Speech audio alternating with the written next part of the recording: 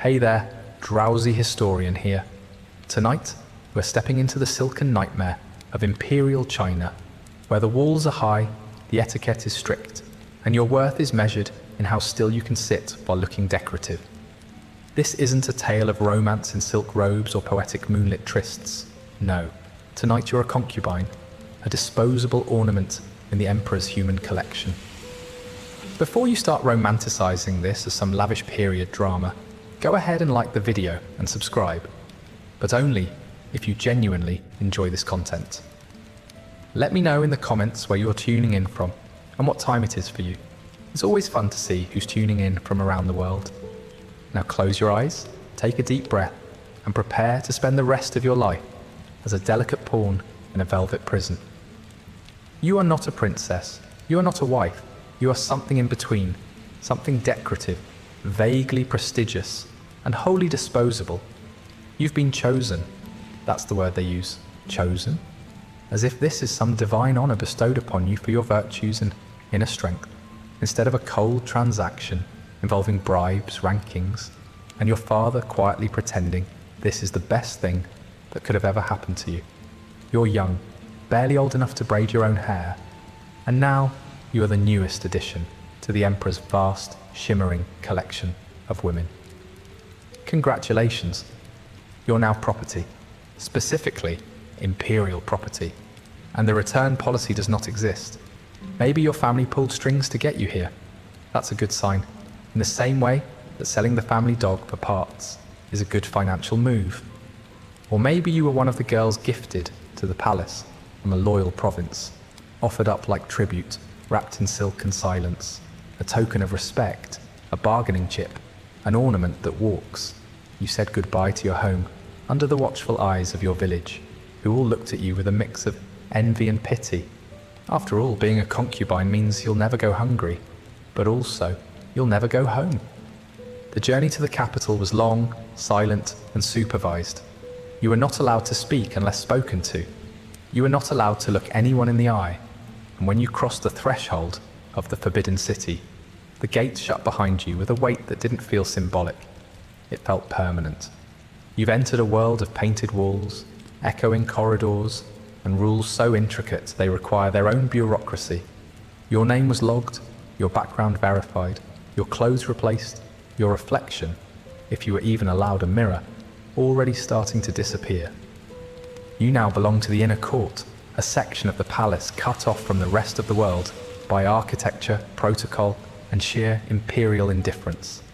It's a place both grand and claustrophobic, courtyards full of carved jade and cherry blossoms that never bloom for long. The air is thick with incense and fear. Everything smells faintly of sandalwood, dust, and suppressed ambition.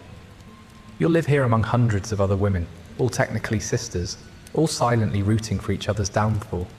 There is no solidarity, there is no escape, there is only the hierarchy, and you are at the very bottom of it.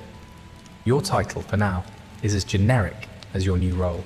You are a concubine in training, which means you spend most of your time being taught how not to offend people, more important than you.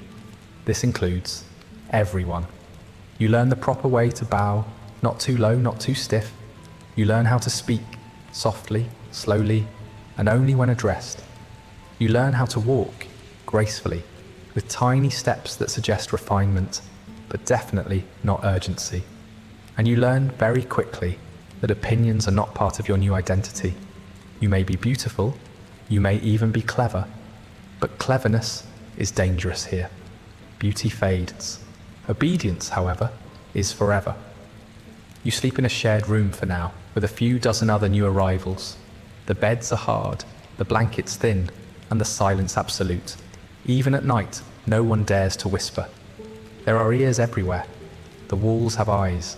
The eunuchs pass silently through the halls, watching, recording, remembering. They're the enforcers of the rules, and their loyalty lies with whoever currently holds favor. You try not to draw attention. You try not to cry. You're here now, and there's no going back. Every morning begins before sunrise, not because you're busy, but because showing discipline is more important than actually doing anything. You're bathed, dressed, and arranged like a human flower arrangement. Your hair is combed into an acceptable shape. Your hands are inspected for roughness. If they find a callus, you'll be reminded that a concubine's worth is in her softness, not her productivity. You are meant to be pleasing. Always pleasing, never loud, never tired, never real. Meals are served in eerie silence. The food is good, at least it's better than what most of the Empire eats, but it doesn't taste like anything anymore. You chew mechanically. You do not speak. You do not look up. You're being watched for posture, manners, and the subtle signs of defiance, which in this world could include something as simple as sighing too audibly. You've already been warned twice about your tone when thanking the kitchen staff. Next time, you might not eat at all. You're told this is a sacred duty, that to serve the Emperor is the highest calling a woman can hope for. You smile, nod, and pretend to agree. But you know what this really is. You are here to be beautiful, to be still, to be quiet until called for, and then even quieter. Your worth is now determined by how well you fit into the aesthetic preferences of a man you've never met, a man who may never even glance in your direction, and yet every hour of your day is shaped around that possibility. The senior concubines don't speak to you. They glide past you like lacquered ghosts, their expressions unreadable, their makeup flawless. They were once you. Now they are something else entirely. Power in silk robes, wearing perfume and subtle menace. If you're lucky, they ignore you. If you're not, they notice you. And that, as you'll soon learn, is rarely a good thing. One wrong glance, one misplaced compliment from a eunuch, and you could find yourself mysteriously reassigned to the laundry quarters for a month of reflection and silence. You wonder sometimes if anyone ever leaves. No one talks about it. But the answer is no, not really. The gates you walked through are still there, but no one you know has walked back out. Some concubines become nuns, some are quietly retired, some simply vanish. You try not to think about it too much. You are here now, and that is all that matters. At night, you lie still in your narrow bed, staring up at the polished wood ceiling. You can't see the stars from here. You can't hear the wind. All you hear is the quiet shuffle of soft shoes on polished stone, the occasional cough, the distant echo of palace life continuing just out of reach. You close your eyes and try to imagine what freedom felt like. A breeze on your face, a loud laugh, the feeling of being wanted, not selected. That's over now. You are no longer a person in the way the outside world understands it. You are part of the harem, a whisper in the Emperor's shadow, a name on a list, a potential name in a lineage you'll likely never see. You belong to the palace now, to its rituals, to its silence, and most of all, to its rules.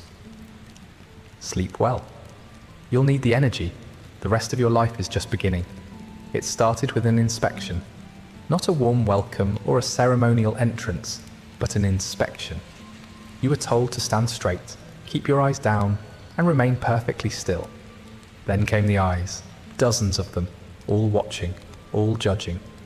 A panel of senior consorts, mid-ranking wives, and high-ranking eunuchs sat fanned out in a crescent of embroidered authority, their expressions as unreadable as the palace rules they enforce. You were not introduced. No one asked your name. They already knew it. It was printed on the little scroll beside your feet, next to your province, your age, and a brief note about your family's social usefulness. The room was bright and echoing, with polished floors that made your footsteps sound embarrassingly loud. You tried to glide the way you'd been taught, quietly, like a falling petal, but you're fairly certain you came off more like a startled goat in slippers. Still, you made it to the center of the chamber without tripping, which probably put you ahead of at least a few other girls.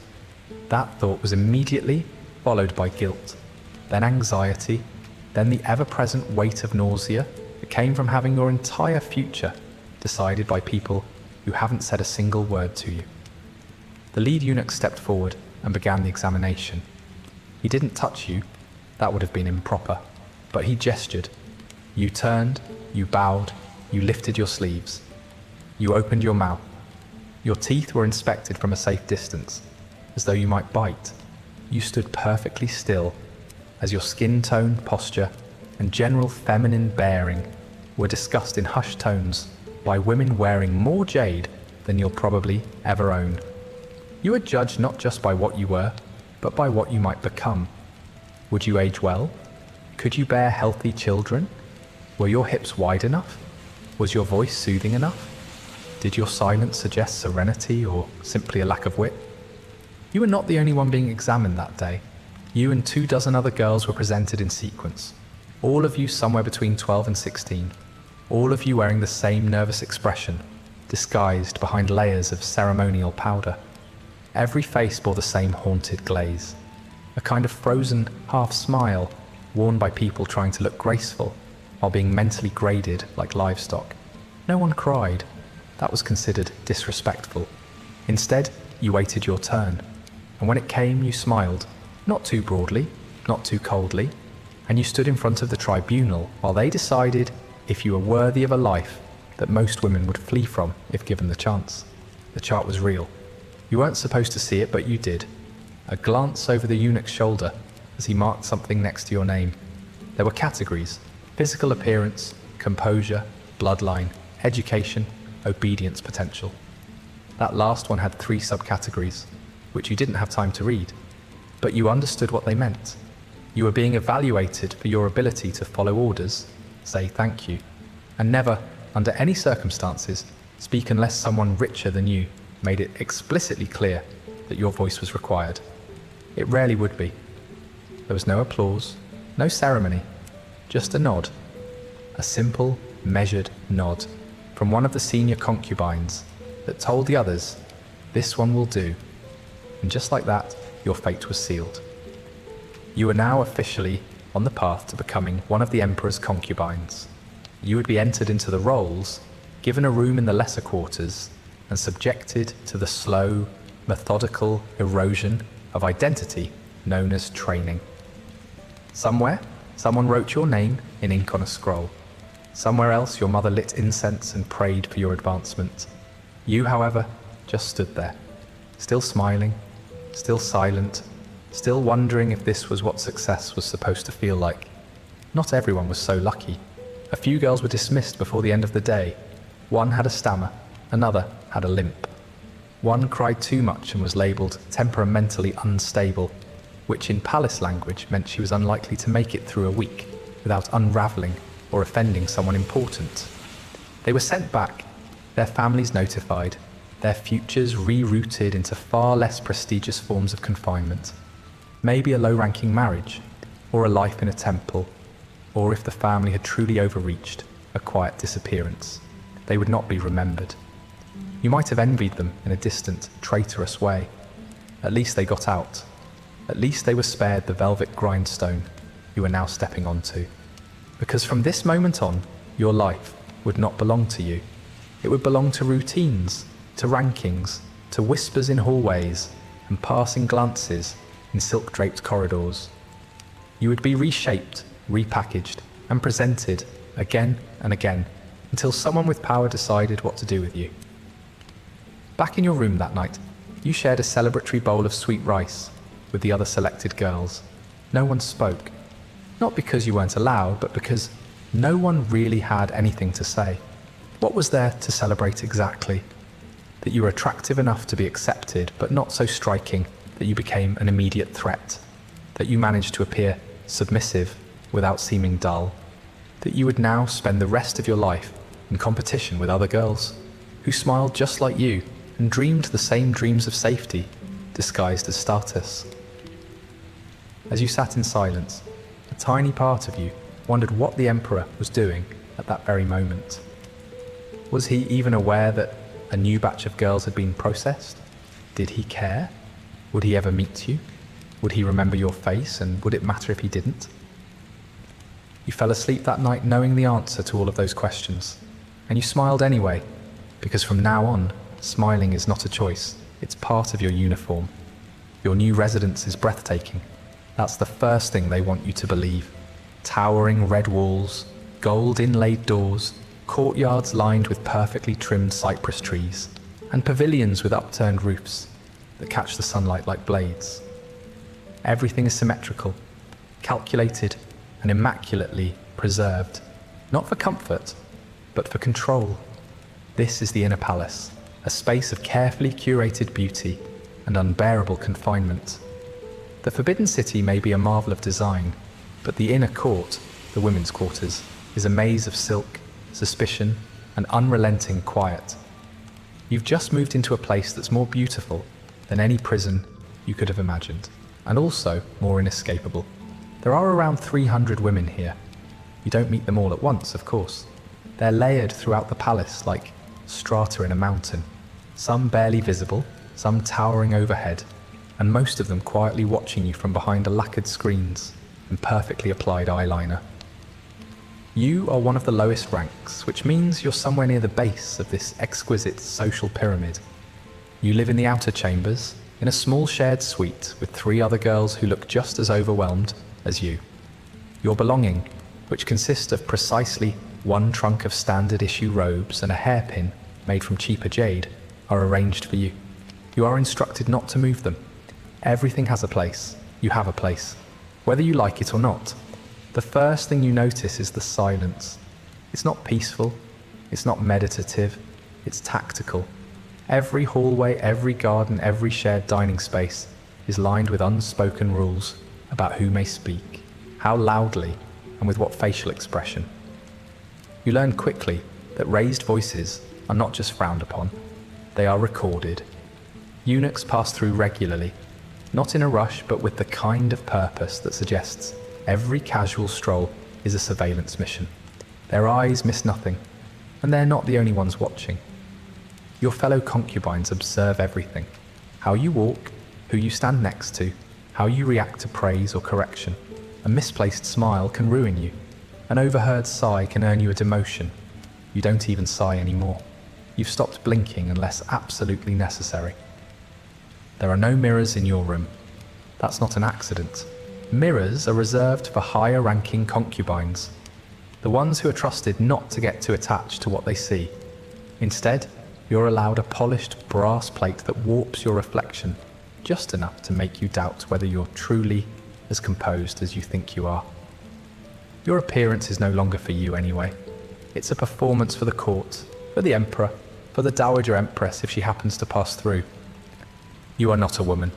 You are a representative of the emperor's taste, a piece of decorative statecraft, a very quiet symbol of imperial stability. Or instability, if you mess up. The rules are overwhelming, not because they're complicated, quite the opposite. They are rigid, memorized, and absolute. There is a correct way to walk. Your feet must never fully leave the ground. They should glide, not lift. There is a correct way to stand. Hands folded at the waist, eyes slightly downcast, back straight, but not aggressively so. There is a correct way to enter a room, exit a room, pour tea, bow, speak, breathe.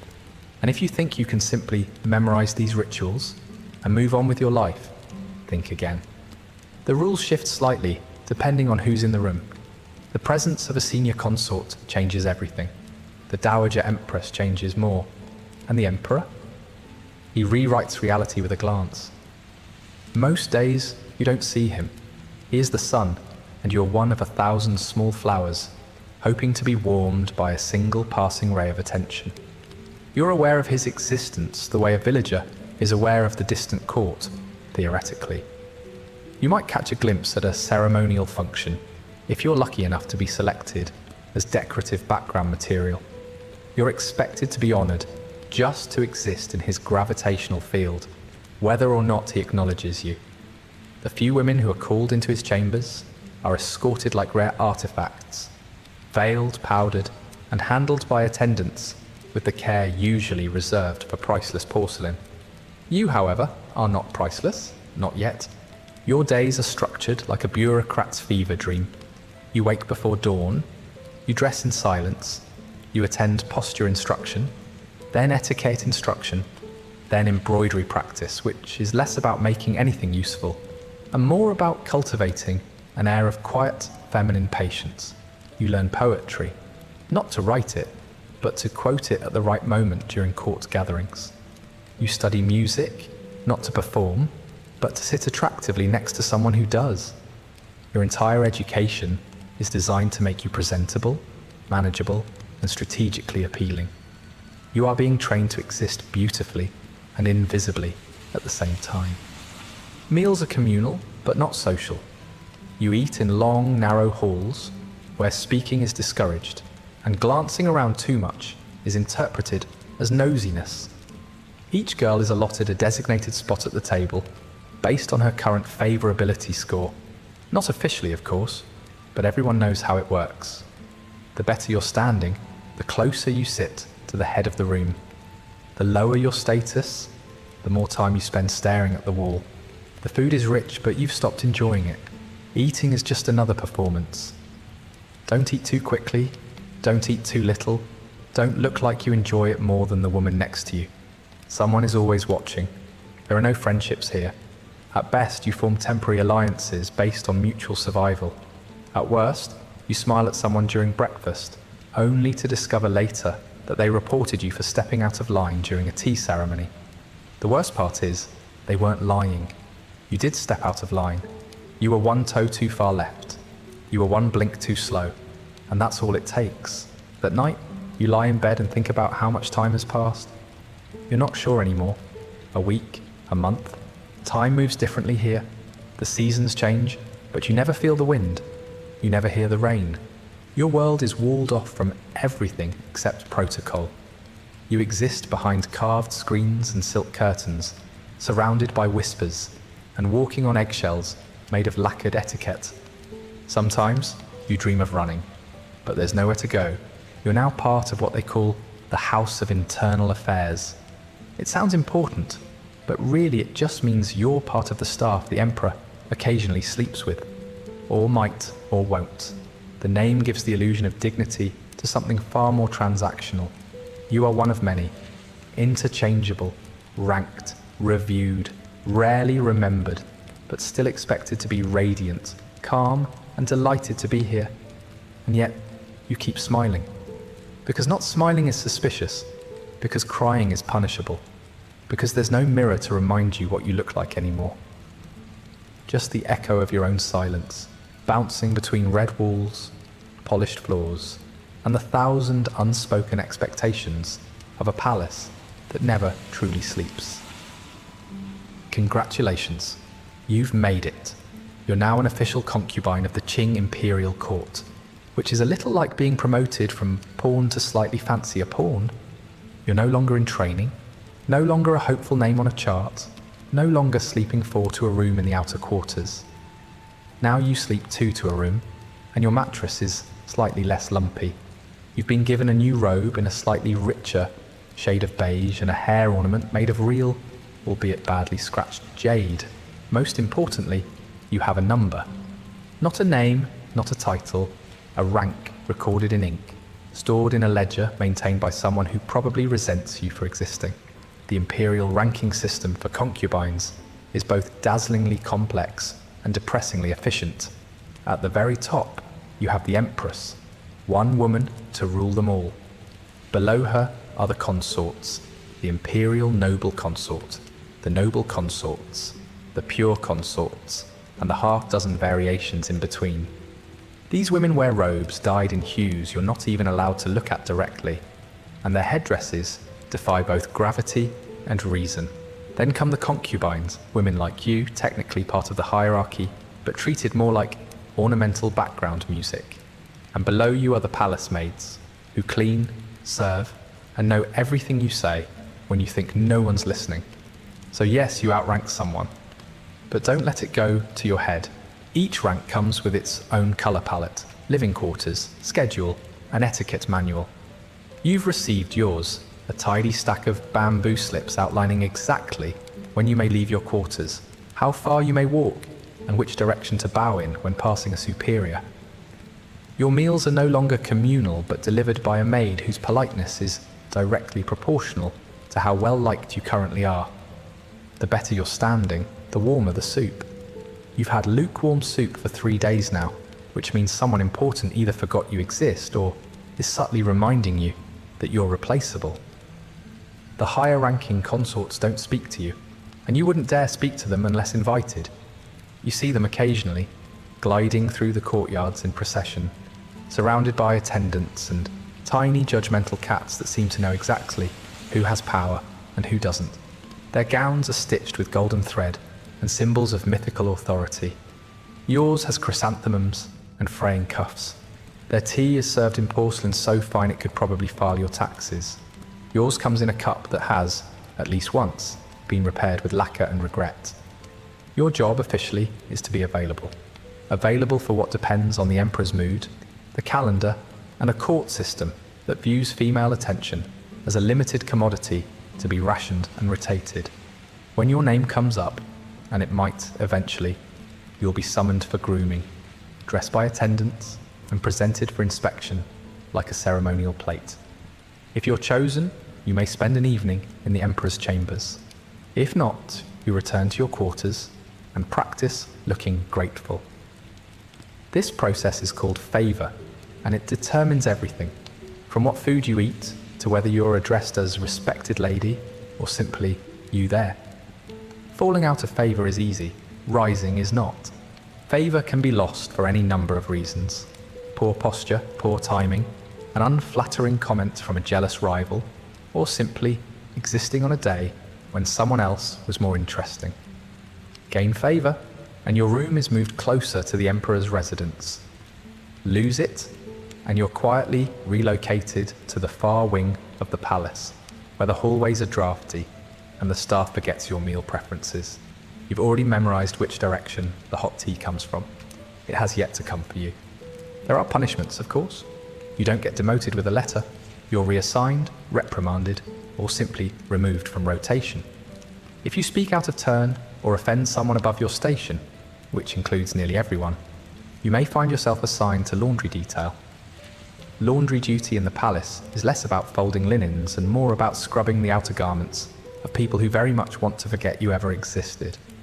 You'll be reminded of your place with every wet sleeve and every whisper passed between senior maids. Beatings are rarer, but not unheard of. Physical punishment isn't given lightly. It leaves marks after all, but humiliation is its own kind of violence. You've seen it. A concubine demoted publicly, stripped of her ornaments, made to stand in the cold until she fainted. The lesson is clear. Your dignity is conditional. Your rank is temporary, and the palace has a long memory for insolence and a very short one for your better days. And yet, despite all this, you start to learn how to navigate. You study the patterns. You learn which concubines are favored and which ones are falling out. You memorize the preferences of mid-ranking eunuchs who control access to the emperor's schedule. You begin offering carefully phrased compliments that sound sincere but are vague enough not to be weaponized. You don't trust anyone, but you smile at everyone. You perfect the art of being pleasant and forgettable, which for someone at your level is safer than being memorable. You're allowed a few personal items now. A fan with painted plum blossoms, a hair ribbon from home, a small scroll of poetry you can recite when the room is too quiet, and you need to remind yourself that language still exists. You arrange these things carefully, not because they bring you joy, but because they're yours.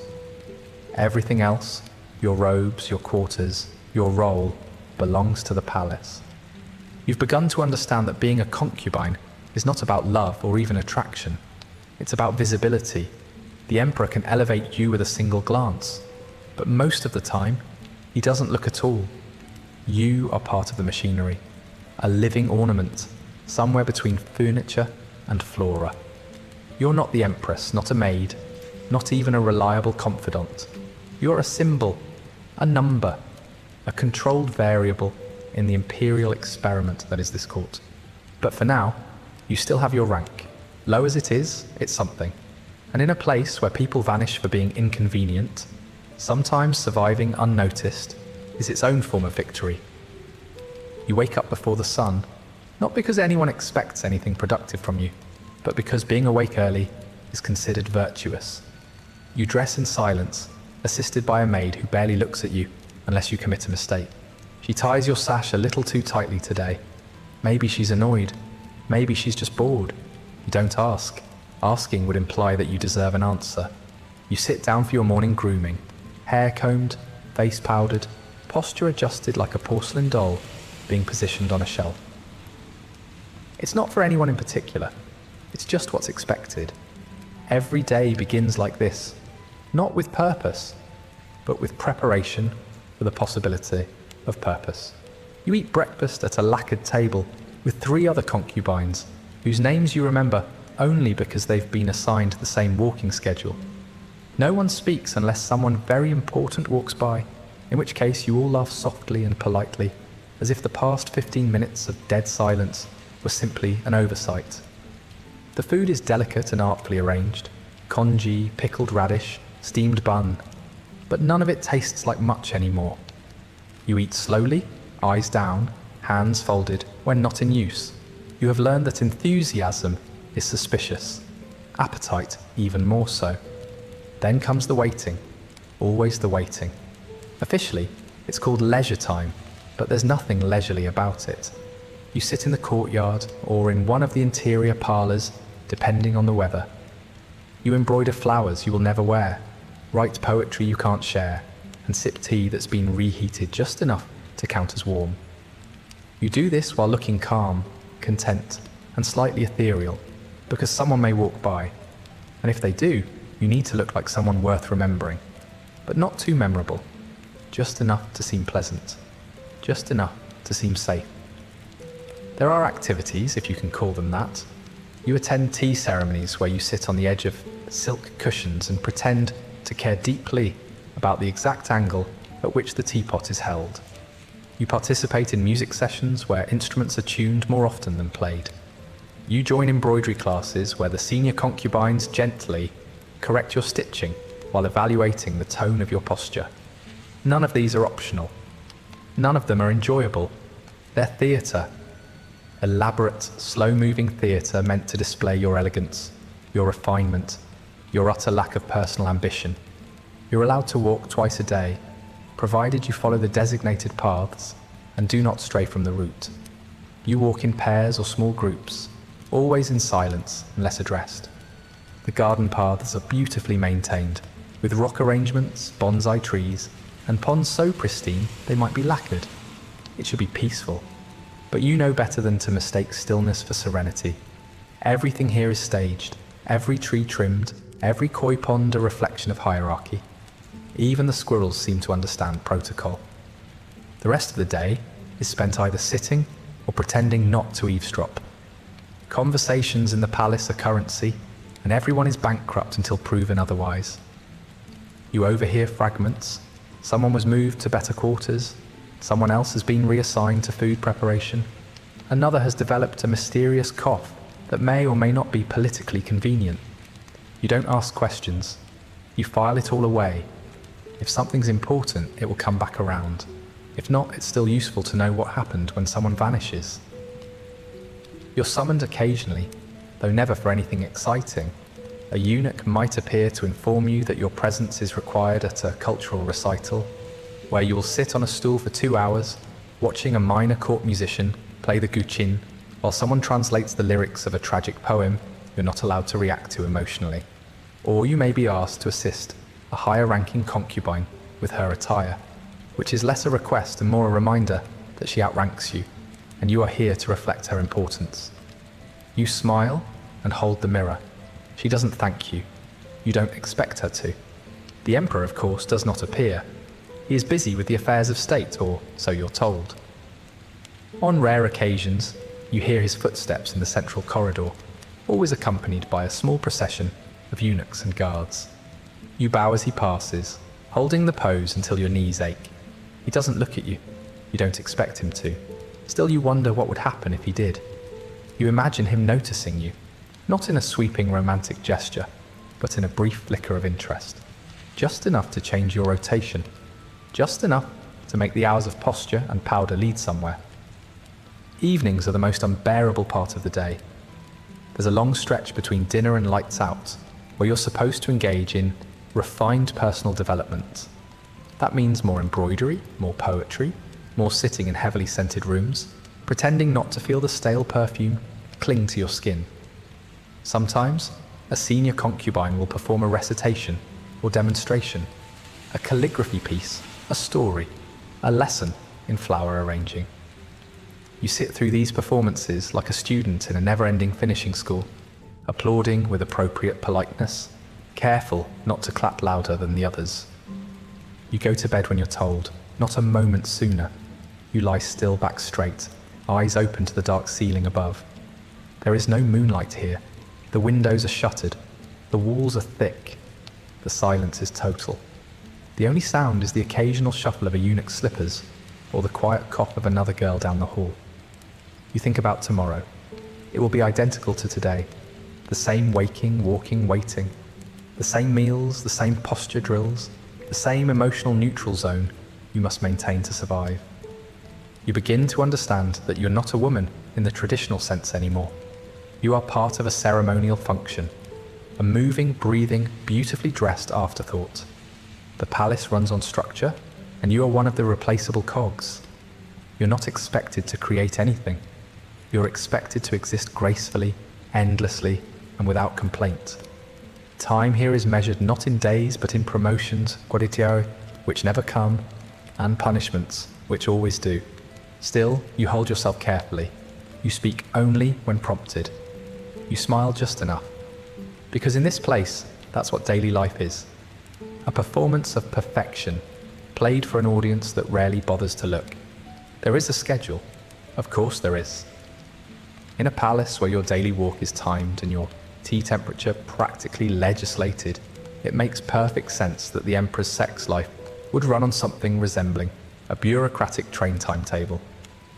At the beginning of every lunar month, the Grand Eunuch of Internal Affairs prepares a list, a neat, orderly chart with the names of concubines selected for night duty.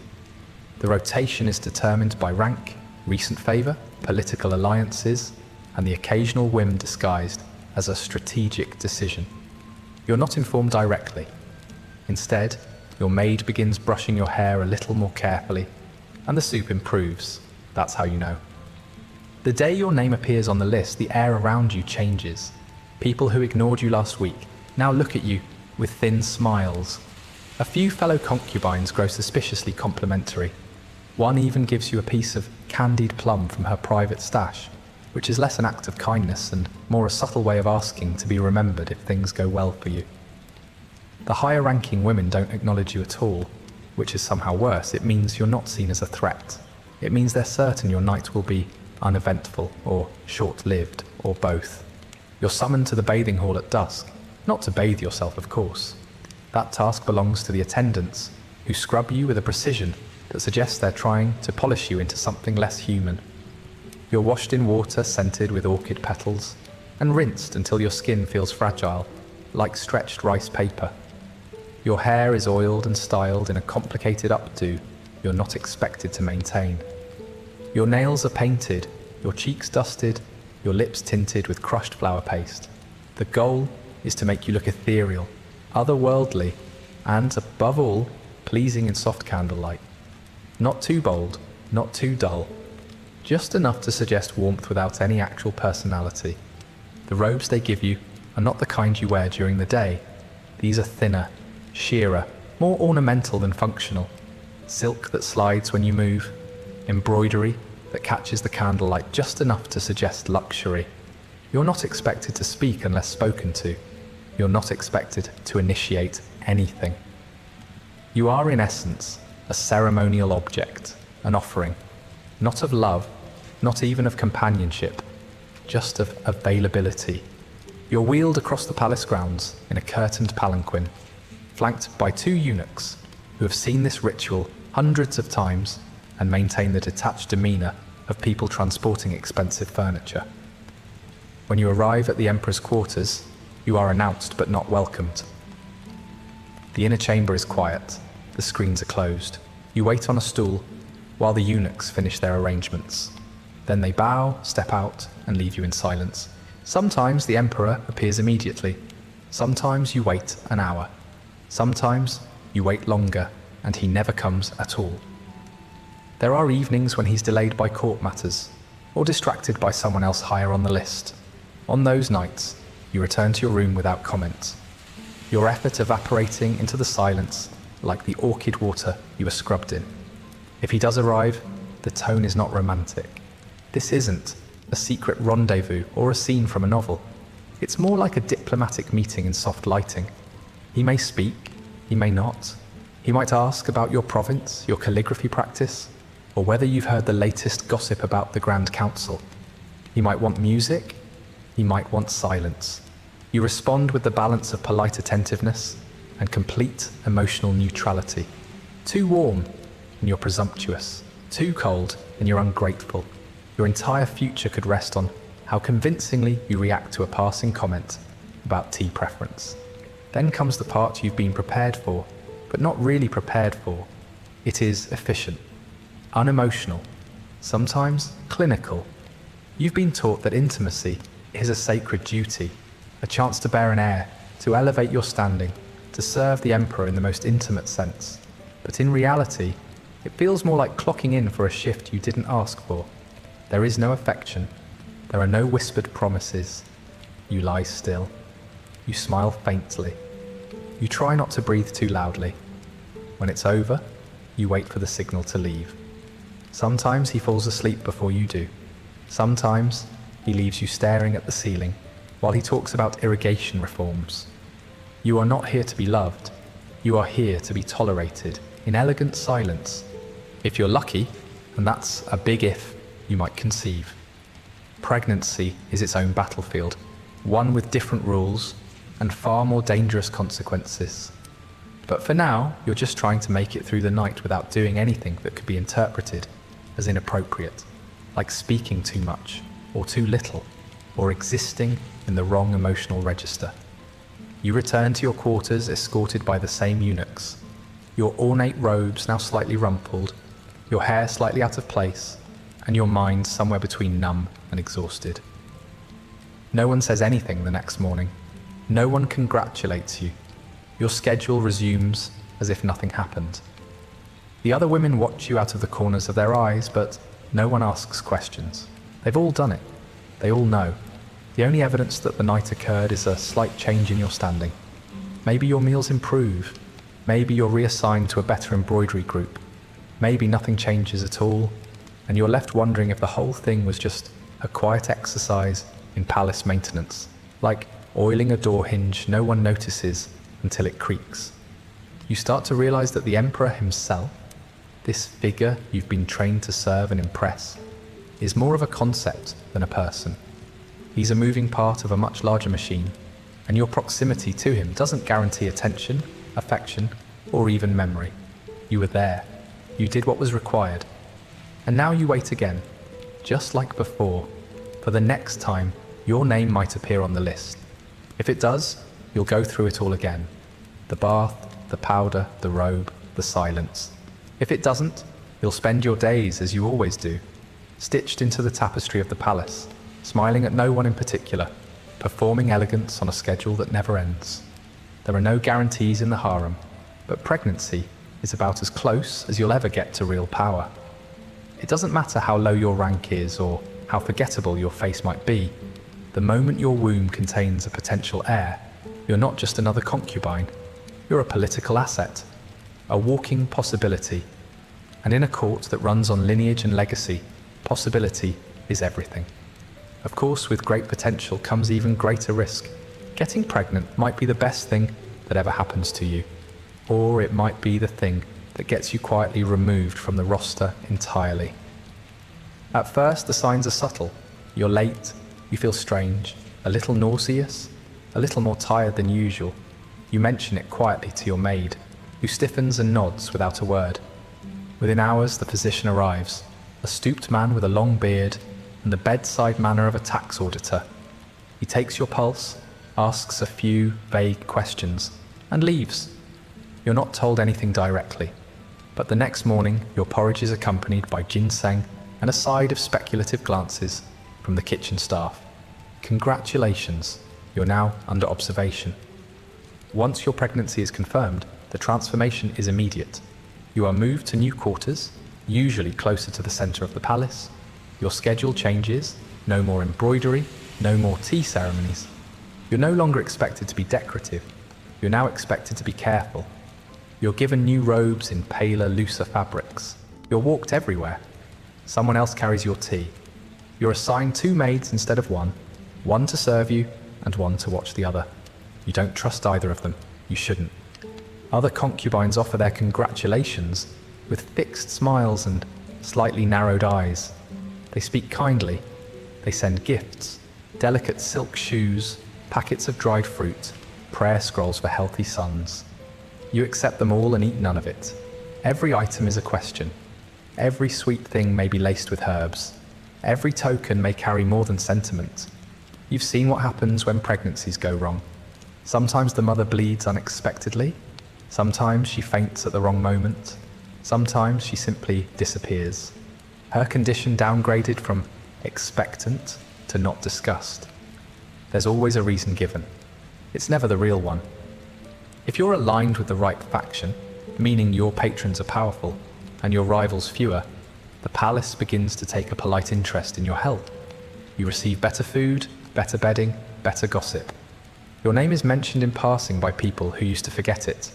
The senior concubines take note of you. Some will treat you with cautious respect. Others will try to sabotage you quietly, either through words whispered to eunuchs or accidental invitations to stressful social events. You're expected to attend with grace and stamina. If, on the other hand, you're not aligned with the right people, if you were chosen on a whim or gained favor without political backing, your pregnancy is a liability. You've just become a wild card, and nobody likes unpredictability in a system built entirely around control. In that case, your days are filled with subtler dangers. A cold draft where none should be. A step that feels slightly too slick. A bowl of soup that tastes a little off. You become paranoid, but not without reason. You're playing chess, blindfolded, with your body as the board. Every move is high stakes. Every misstep permanent. And through all of it, you're expected to be serene. You must walk with dignity, speak softly, and smile with a kind of maternal glow that implies gratitude without arrogance. You must not boast, you must not tremble, you must never ever complain. Because if something goes wrong, if the child is lost, if your health declines, if anything happens that causes discomfort to the larger imperial narrative, it will be your fault. You will be blamed for stress, for moving too quickly, for angering the gods with your bad attitude. Even if someone poisons you, it will be phrased as a failure of discipline. The court is many things, but forgiving is not one of them. Should the pregnancy go to term, and many do not, you'll be given a chamber in the maternity wing, staffed by midwives who report directly to the empress, or, depending on your political positioning, to someone less benevolent. The birth will be attended by doctors, witnesses, and at least one high-ranking official who has nothing better to do than ensure protocol is followed. You will scream into a pillow if you must, but you will not curse, weep, or act uncivilized. Dignity, even in agony, is required. If the child is a girl, you may receive a congratulatory scroll and a slight bump in your rations.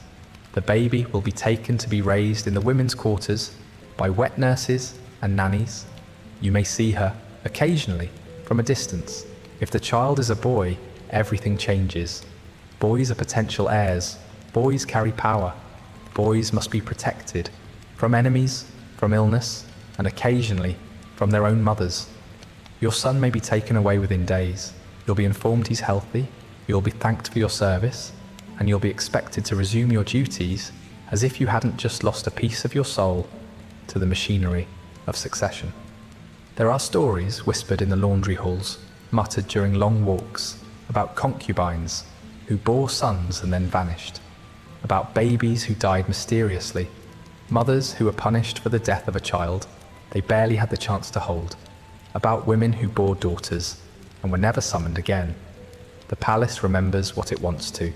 Records are easy to edit. People, even easier. And yet, despite all this, pregnancy is still your best chance at survival, maybe even advancement. If you navigate the minefield correctly, if you deliver a healthy child, if you attach yourself to the right patrons, you might rise. You might receive a new title, a better room, a little more power, enough to protect yourself, maybe even to feel safe for a time. But you never really forget what it cost you. You carry the weight of that child, whether they're in your arms or a name whispered from afar. You carry the fear, the calculation, the constant vigilance. You carry the knowledge that your body's not yours. It's a chess piece, a risk, a symbol. And while the palace might drape you in silk and call it a reward, you know what it really is. It's a weapon, and you're holding it to your own throat. On the surface, the harem is a place of order. Soft voices, gliding footsteps, silk robes in soothing pastels, the kind of environment that might be mistaken for peaceful if you didn't know better. But you do, because underneath the lace and lacquer is a battlefield, not of swords and bloodshed, but of words, gestures, and glances sharp enough to slit a throat without ever breaking the skin. Here, war is waged with perfume bottles, invitations, and the strategic sharing of gossip. The favoured concubines smile sweetly, but make no mistake. They are generals in a war you're barely allowed to spectate, let alone survive. Everything is political. Every conversation, every pause, every decision about where to sit or who to nod at in the garden is part of a long, slow-moving campaign. Alliances shift daily, sometimes hourly. You are encouraged to be graceful, obedient, and charming, but only in ways that don't overshadow someone more powerful than you, which unfortunately includes just about everyone. You're not here to shine. You're here to reflect the glow of those who already do. Just enough to look valuable, not enough to look threatening. There are cliques, of course. No one calls them that, but they exist. The senior consorts have their own informal courts, complete with sycophants, spies, and carefully maintained circles of influence. If you're invited to serve tea in one of their pavilions, it's an opportunity. It's also a test. Your posture will be analysed, your conversation dissected. One wrong word, one overly ambitious smile, and you may find yourself reassigned to a wing where the water never runs hot and the lanterns flicker all night. The courtesies are elaborate, the stakes higher than they appear. Then there's the matter of gifts. Gifts are currency, not just from the emperor, those are obvious, but from everyone else. A simple comb, a carved jade pendant, a bolt of silk dyed in the right colour. All of these are strategic tools. You give gifts to show loyalty, to hint at a favour, to distract, to implicate. You receive them with the same caution you'd use to handle an open flame. Every gesture is layered, every object a message. Sometimes the message is friendship. Sometimes it's a warning. Occasionally, it's both. And of course, there's poison. No one talks about it openly, but everyone knows it's there. Subtle, elegant, and nearly impossible to trace. It comes in the form of tainted tea, spoiled fruit, cosmetic powders laced with herbs that burn slowly through the blood. When someone falls ill unexpectedly, no one says anything, but everyone watches, closely. If she recovers, it's treated like a minor miracle. If she doesn't, it's explained as unfortunate. You don't ask questions. You sip carefully. You never eat anything, unless it's tasted first. Not that this stops anything, but it makes people think twice. The eunuchs are not just bystanders in this battlefield. They are key players. They control information, access, and supplies. They know who is favoured, who is rising, who is due to fall. They whisper between chambers, carry messages that aren't written, and keep score better than anyone else. Befriend the right eunuch, and your life gets noticeably easier. Warmer baths, better news, perhaps even an early warning when something is about to go terribly wrong. Offend the wrong one, and you may find your shoes missing, your maid replaced, or your name mysteriously absent from the next ceremonial invitation list. You try to stay neutral, but neutrality is hard when you're a pawn in a game where everyone else is playing chess with poisoned queens. You keep your head down, you keep your voice soft, you remember everyone's birthday and none of your own opinions. You survive by being just interesting enough to be kept, but never intriguing enough to be watched too closely. You do your embroidery, you attend your calligraphy sessions, you express admiration for other women's robes while memorizing the patterns of their social attacks. Then there are the promotions. When one of the favored concubines is elevated from consort to noble consort, or granted a new residence, the entire palace reacts. Some celebrate, some sulk, some begin plotting immediately. Because every promotion is also a shift in power, and power here is zero-sum. If someone rises, someone else must fall. The emperor may make the decision, but the ripples it creates flood through the harem in seconds. You've seen the aftermath. Weeping maids, mysteriously absent attendants, a concubine quietly relocated to the far wing, never mentioned again. Occasionally there are executions, not often. The court prefers more elegant forms of erasure. But when someone has gone too far, an uncovered poisoning, a forged letter, an attempted curse, the consequences are swift. The charges are always vague: disruption of harmony, improper conduct, violation of sacred order. You hear the stories afterward. A woman dragged from her quarters at dawn, a scream that echoed through the south corridor, the silence that followed. No one ever says her name again. The room is cleaned, the scrolls updated, the palace moves on. You don't plan to be one of those women. You don't plan to be anything, really. Planning is dangerous. You learn to react instead. You learn to watch, to wait, to pivot. You've begun to recognize the signs. A shift in tone, a glance that lasts 1 second too long, a gift delivered at the wrong hour. You keep your quarters immaculate. You keep your words polite. You pretend not to hear things. You smile when you're expected to, and disappear the rest of the time. You used to think the harem was a prison. Now you understand that it's a court, not in the romantic sense, but in the legal one. A place where you're always on trial, always being judged, and always at risk of being sentenced. Except here, the sentencing doesn't come with a gavel. It comes with silence, reassignment, or a bowl of tea that smells just a little too sweet. This is the battlefield. And while you may never win, you can at least avoid being the first to fall. They say the emperor rules the empire, the empress rules the court, and the eunuchs run everything else. That's not an exaggeration.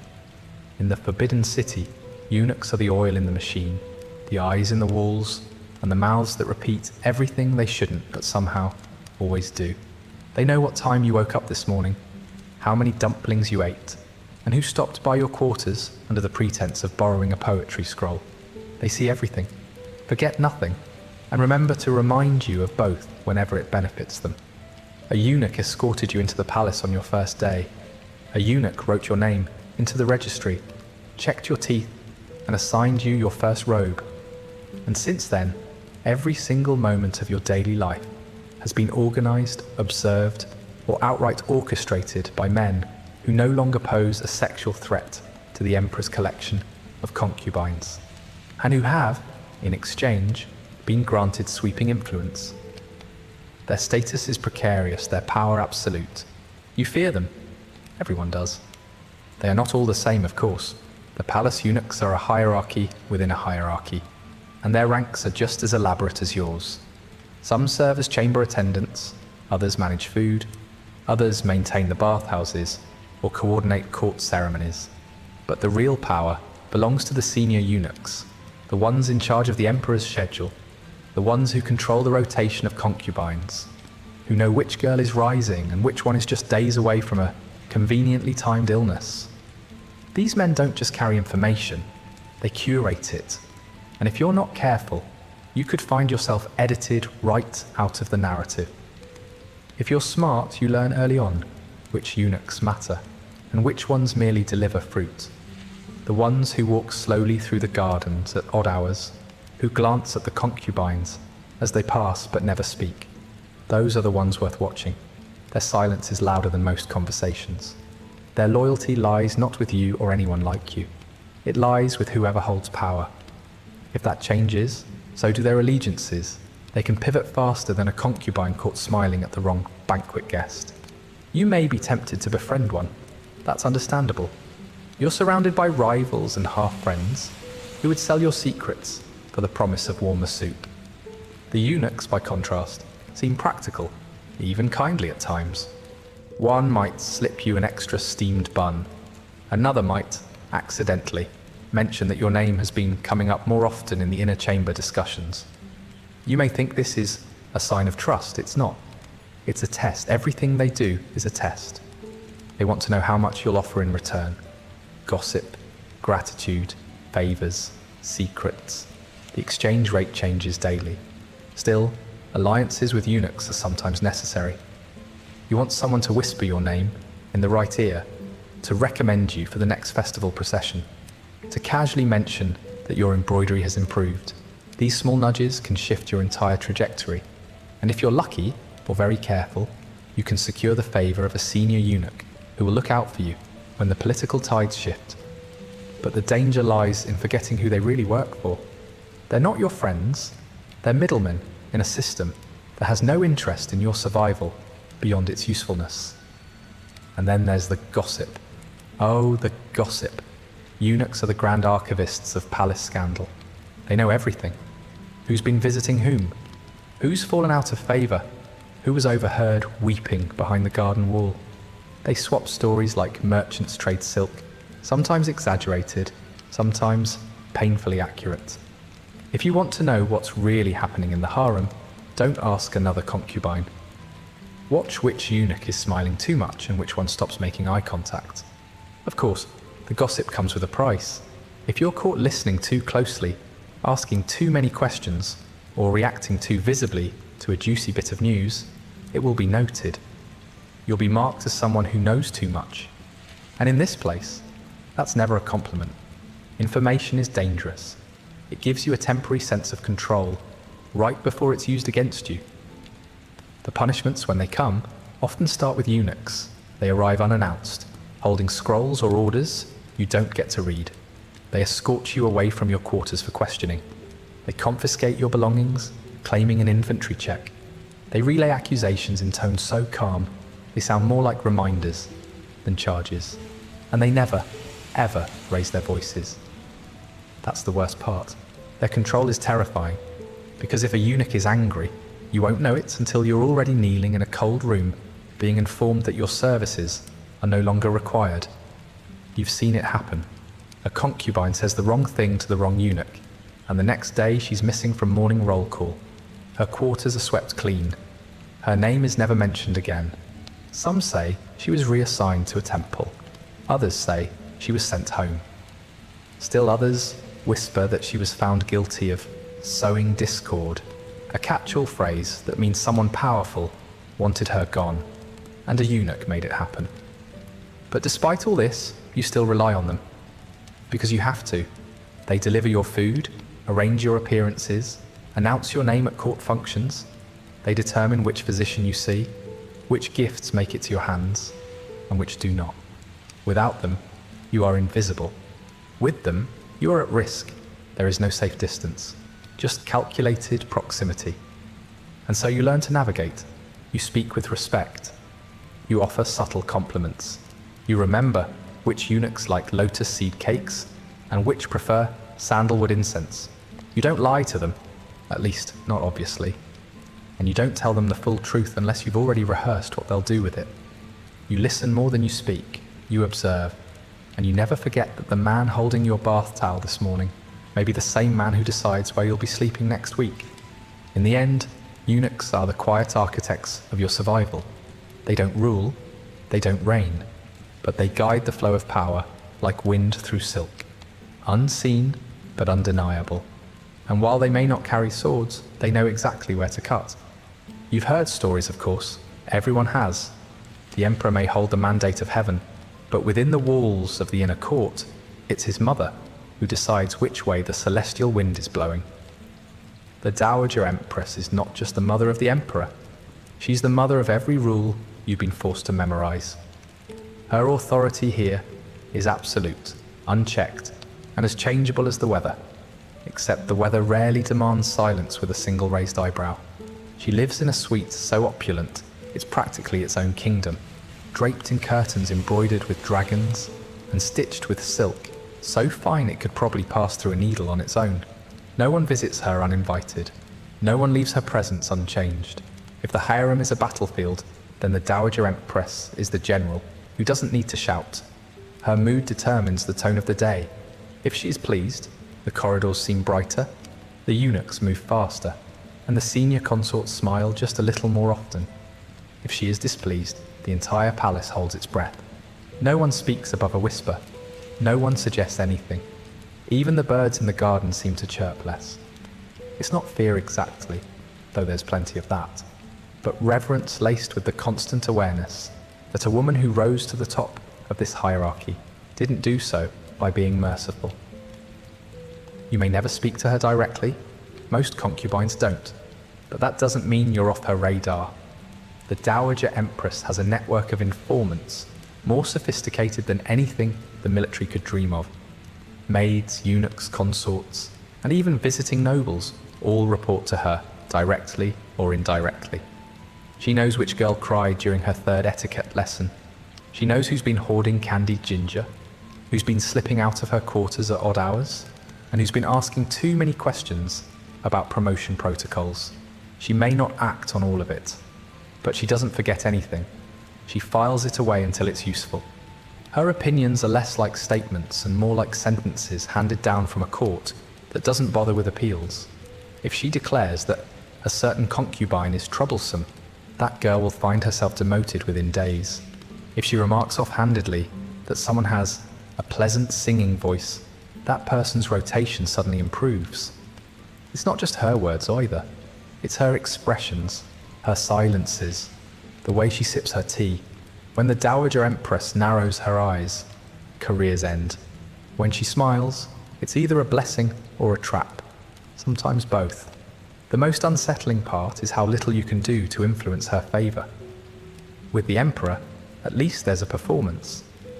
You know the dance: be pleasing, be poised, be just mysterious enough to seem worth his time.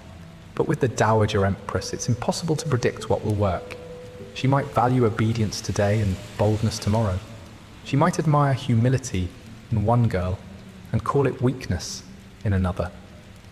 You can try to impress her by being quiet, efficient, respectful. But then again, she might find that forgettable. And nothing is more dangerous in her eyes than someone who wastes space.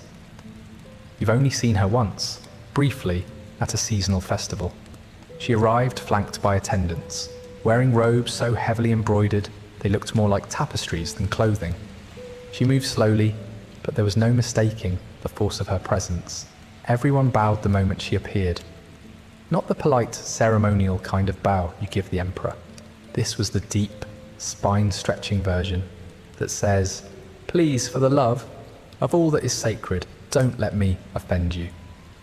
You didn't even look at her directly. No one did. You stared at the floor, heart pounding, and hoped your posture was acceptable.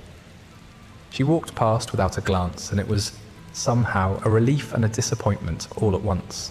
Your maid once told you, in the kind of whisper that means she regretted it immediately, that the Dowager Empress wasn't always like this, that she had once been a concubine too, younger, clever, and quietly ambitious. She rose through the ranks not by seduction or charm, but by being the last woman standing in a harem full of rivals who underestimated her. When the old Empress fell out of favour, she stepped into the role like she had been planning it for years. And when her son ascended the throne, she moved into her new chambers with the kind of calm assurance that comes from knowing the war is over and she is the victor. She rarely leaves her quarters now, except for the occasional ceremonial appearance or disciplinary matter. When she does, the entire palace seems to shrink in her presence. Concubines adjust their hair, eunuchs bow lower, conversations stop mid-sentence. She walks slowly, but with absolute purpose. She is old, but never weak. Her hands may tremble, but her decisions do not. And every time you hear her name, it comes with a silence afterward. The kind that says, "Be careful." Sometimes she intervenes directly. A concubine receives a promotion, not because the Emperor asked for her, but because the Dowager Empress recommended it. Another is stripped of her title, escorted out of the palace under vague accusations, her belongings boxed and burned. These decisions are not explained. They are simply carried out. You learn not to ask why. You learn to say thank you for things you didn't request and apologize for things you didn't do. You fantasize occasionally about what it might be like to gain her favor, to be invited into her private chambers, to serve her tea, to earn a nod of approval from the one person who could protect you with a sentence.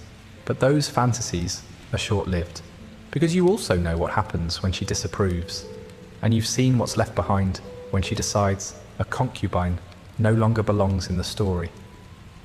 In this palace, there are many women with power, some through beauty, some through children, some through proximity to the emperor, but none of them hold a candle to the Dowager Empress.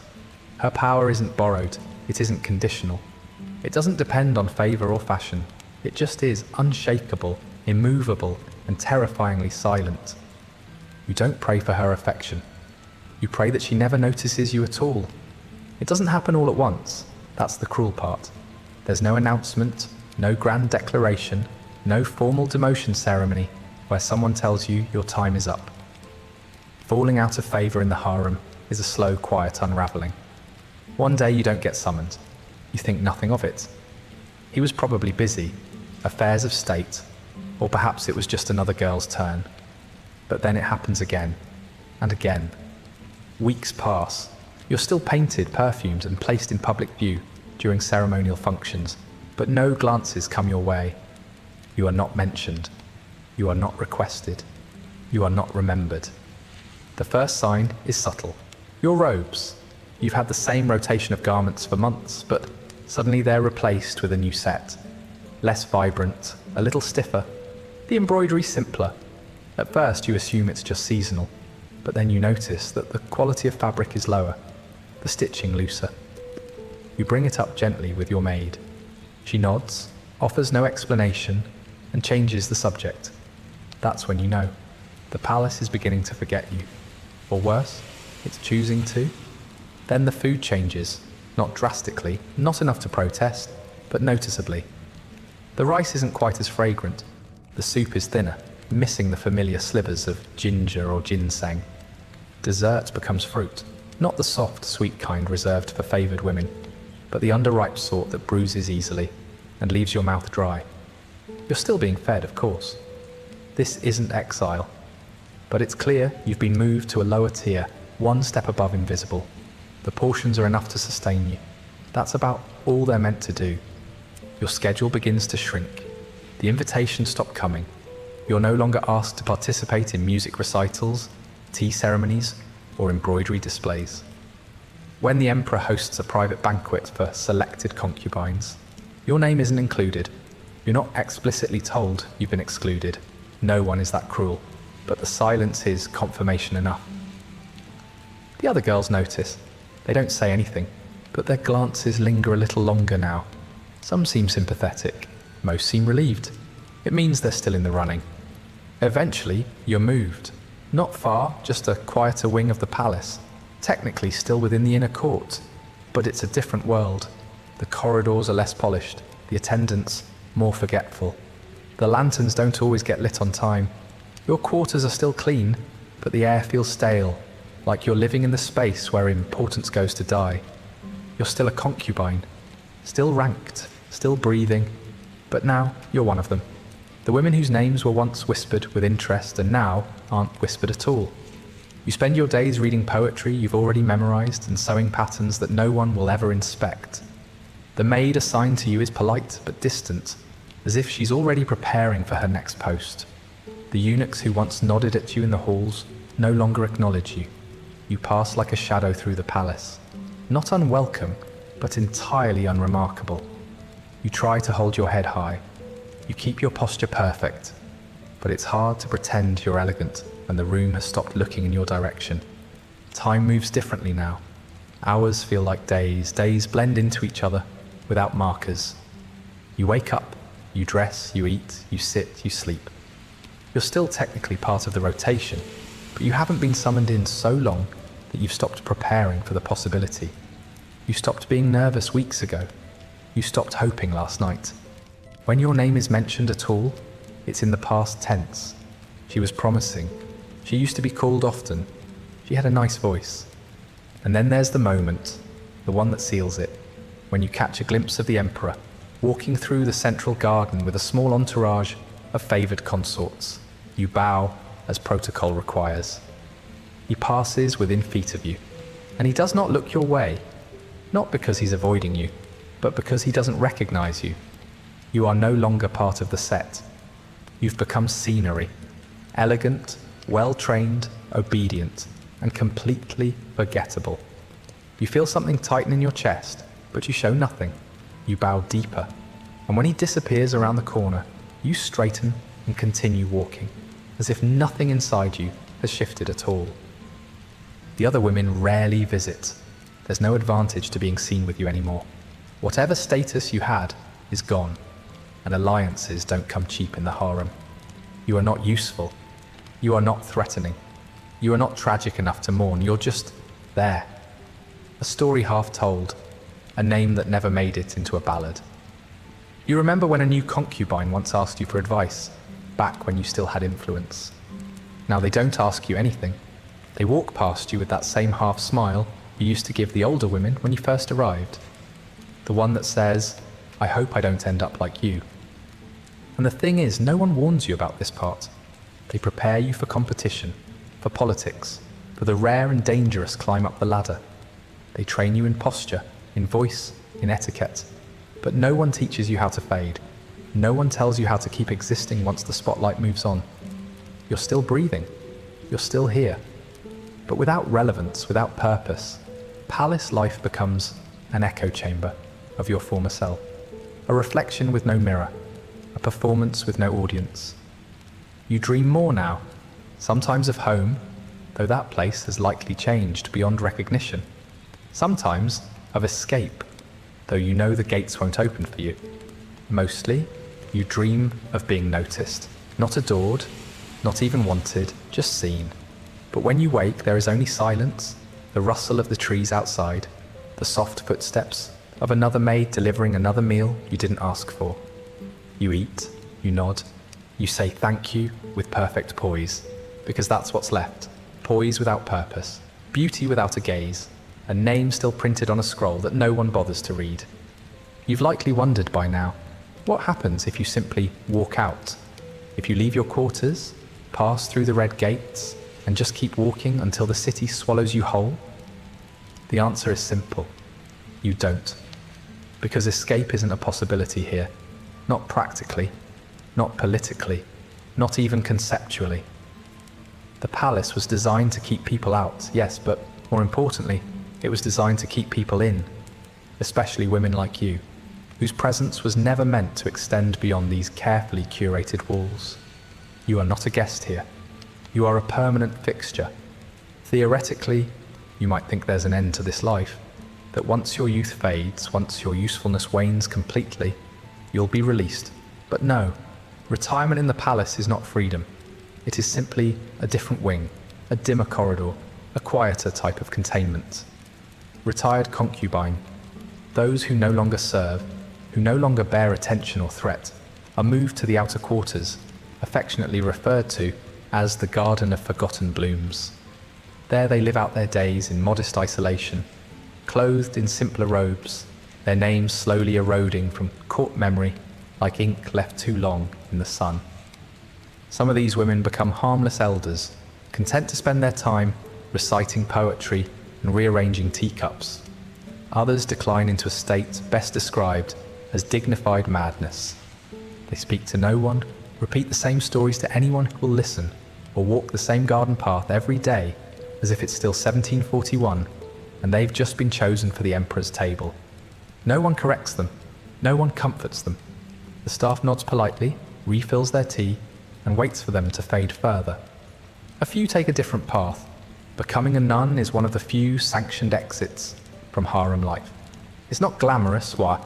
You shave your head, wear grey robes, and spend your days in contemplation at a temple far from court. But it is quiet, and sometimes quiet is enough. You've heard rumours of women who begged for this transition, offering their jewellery, their influence, even the names of their rivals in exchange for release. Some were granted the request, others simply disappeared before any vow of poverty could be made. But the ones who try to leave without permission, they don't fare well. Escape attempts are rare, not because no one thinks of it, but because everyone knows the outcome. The last girl who tried it managed to get as far as the outer gardens. She disguised herself in servant's clothing, timed the gates during shift change, and almost made it. Almost. She was caught by a eunuch who recognized her shoes. She was brought back quietly. There was no public scene. Just a scroll issued the next morning stating she had been found guilty of disturbing palace harmony. Her name was struck from the registry by sunset. Execution in the harem is rarely dramatic. No heads on spikes, no public trials. That sort of spectacle is reserved for generals and court officials. For women, it's tea, always tea, brought in a beautiful porcelain cup, set gently beside them by a eunuch with an apologetic smile. You're given the choice to make it graceful. Drink quietly, lie down, and allow the poison to do its work. Or resist and suffer the consequences. Most don't resist. Resistance only delays the inevitable and makes the death harder to bury politely. What's worse is that you're expected to be grateful for the privacy, for the dignity, for the fact that the emperor's reputation will remain intact while your existence is quietly scrubbed from official record. Your family, if they're still around, may receive a condolence letter, or they may not. It depends on how politically useful your disappearance is at the time. And yet, death isn't always forced. Sometimes it's chosen. You've heard whispers in the laundry halls from older concubines who haven't been summoned in decades. They speak of the slow ache of being forgotten, the way silence can fill your lungs until breathing feels performative. They talk about girls who smiled until they cracked, who sang to themselves until their minds couldn't tell the difference between memory and madness. One of them once said, "They'll never kill me. They just want me to decide when it's time to die." Still, not everyone fades. Some women endure. They become the quiet observers of palace life, the ones who sit near the edges of court ceremonies and watch without speaking. They've survived scandal, illness, demotion, and the death of any hope for a better room. They live like shadows, drifting along the periphery of power. Occasionally, one of them will lock eyes with a new concubine and give the faintest nod, not a greeting, but a warning. This place does not reward longevity, it merely allows it. You wonder what your end will look like. You try not to, but in the moments between meals and moon phases, your mind drifts there. Will you be one of the quiet ones who fades peacefully into a room no one visits? Will you plead for temple walls and solitude? Will your name vanish from the roster with a single brushstroke? Or will you outlast them all, becoming one of the unmovable fixtures of this palace, no longer desired, but too entrenched to remove? You used to think death was the worst outcome. Now, you understand it's just one of many endings. The worst is not being remembered. The worst is knowing you lived an entire life inside these walls, surrounded by opulence and attention, and still left no trace. And the palace doesn't care about your story. It cares about your silence, your obedience, your ability to follow the script, even when no one is watching. Escape was never an option. But endurance, that's a choice you make every day. And for now, you choose to stay, because it's all you have left. Your name, if it's ever written down, will be a single line in a long, unremarkable ledger. Not engraved on a stone or whispered by poets, but copied by a bored scribe onto a dusty scroll that no one will read. Entry: female concubine. Entered the palace in the 35th year of the emperor's reign. No children, no promotions, no formal demotion. Died peacefully. That last part might even be true, in the same way that a candle going out is peaceful, quiet, unseen, irrelevant. There were thousands like you, before you, alongside you, after you. Girls with soft voices and perfect posture. Girls who embroidered swallows onto silk and waited for someone to call their name. Some were clever, some were ruthless, some were just unlucky. A few rose, though fewer than the legends like to suggest. And even they, the rare handful who clawed their way to the highest ranks, were often remembered, not for who they were, but for whose child they bore or whose blood they spilled. You won't be one of them, and you've made your peace with that.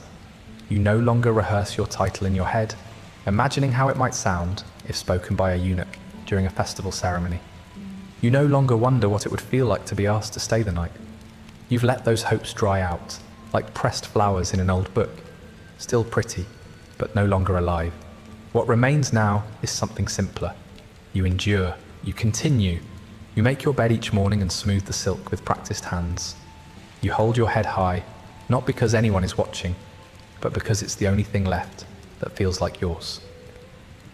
Occasionally, a historian might stumble across your name, not as a subject, but as a data point, part of a head count, a logistical footnote in the grand ledger of empire. One of 400 concubines recorded during a mid-century census.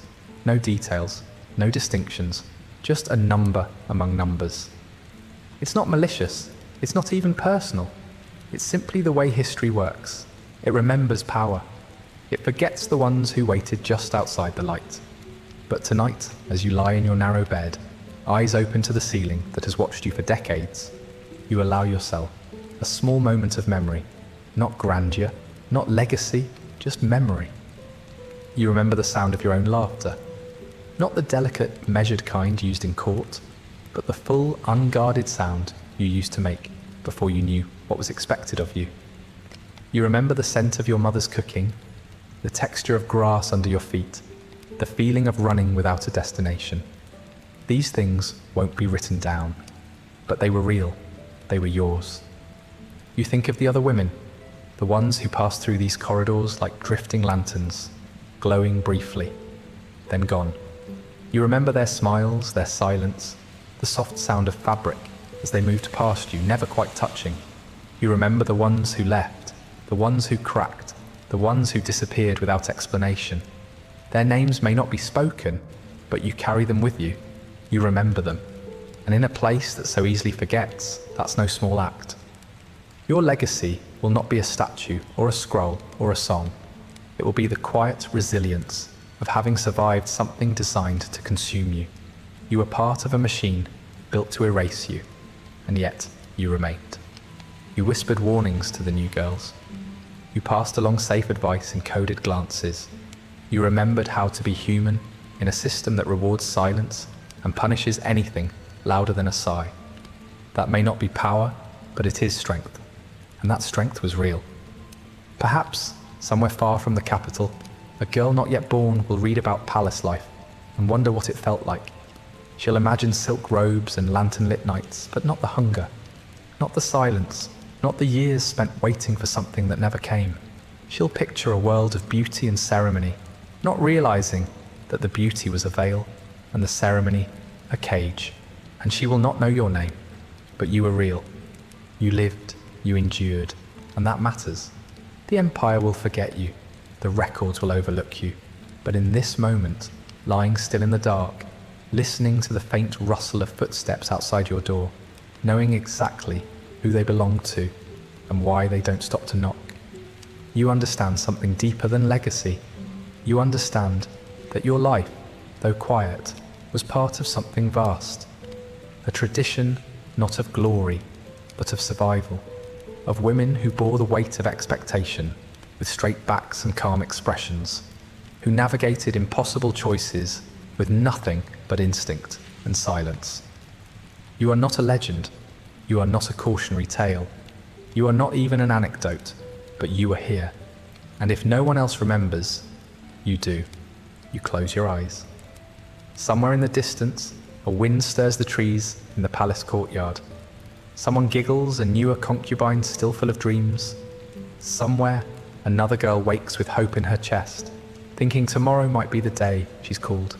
And in your silence, in your stillness, you offer her the only legacy you have left, understanding. The quiet truth that nothing here lasts. Not beauty, not favor, not even fear. Just memory. Just the echo of women who came before, and the ones still to come. And that's the end of tonight's slow spiral through the silken cage of Imperial China's harem. From the brutal selection process, to the poisoned promotions, from whispered betrayals, to legacy erased by design, life as a concubine was anything but delicate. It was quiet survival wrapped in embroidery. Thanks for drifting through history with me. If you're still awake, don't forget to like, subscribe, and leave a comment about which part of harem life would have broken you first. The waiting, the rules, or the tea laced with subtle threats.